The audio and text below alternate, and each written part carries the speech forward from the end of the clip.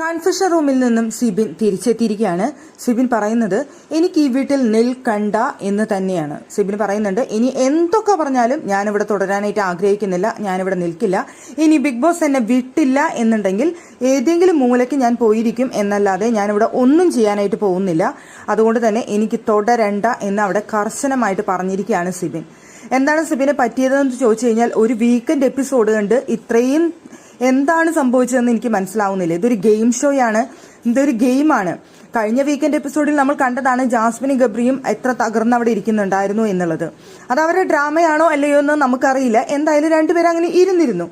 പക്ഷെ ഇപ്പോൾ സിബിനെ സംബന്ധിച്ചിടത്തോളം ഇത്രയും നല്ലൊരു ഗെയിമാണെന്ന് മനസ്സിലാക്കിക്കൊണ്ട് ഗെയിം കളിച്ചിരുന്ന സിബിനെ എന്തുകൊണ്ട് വീക്കെൻഡ് എപ്പിസോഡിൽ വന്ന് ഓരോരുത്തരെയും തെറ്റുകൾ ചൂണ്ടിക്കാണിക്കുന്ന സമയത്ത് എന്തുകൊണ്ട് അത് ആക്സെപ്റ്റ് ചെയ്യാൻ പറ്റുന്നില്ല എന്നാണ് എനിക്ക് മനസ്സിലാവാത്ത കാര്യം. ഇത്രയും മെന്റലി സ്ട്രോങ് അല്ലാത്ത ആൾക്കാരെയാണോ ബിഗ് ബോസ് ഷോയിലേക്ക് എടുക്കുന്നത് എന്ന് തോന്നിപ്പോവാണ് സിബിന്റെ സംസാരം കേൾക്കുന്ന സമയത്ത്.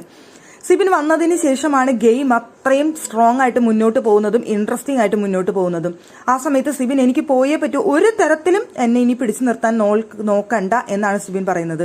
അത് ഭയങ്കര സ്ട്രിക്റ്റ് ആയിട്ട് തന്നെയാണ് അവിടെ സിബിൻ പറയുന്നത്. വെറുതെ തമാശയായിട്ടല്ല പറയുന്നത്. ഞാനിവിടെ തുടരില്ല, എനിക്ക് താല്പര്യമില്ല, ബിഗ് ബോസ് ഇനി വിട്ടില്ലെങ്കിൽ ഈ മൂലയ്ക്ക് ഇരിക്കുന്നല്ലാതെ ഞാനൊരു കാര്യം ചെയ്യില്ല എന്നാണ് സിബിൻ പറയുന്നത്. അപ്പൊ അത്രയ്ക്കും ഇതിൽ നിൽക്കുന്ന സിബിനെ ഇനി അവിടെ പിടിച്ചു നിർത്തുന്നത് എങ്ങനെയെന്ന് എനിക്ക് മനസ്സിലാവുന്നേയില്ല. സൈക്കോളജിസ്റ്റിനെ പോലും കാണാൻ സമ്മതിക്കുന്നില്ല സിബിൻ.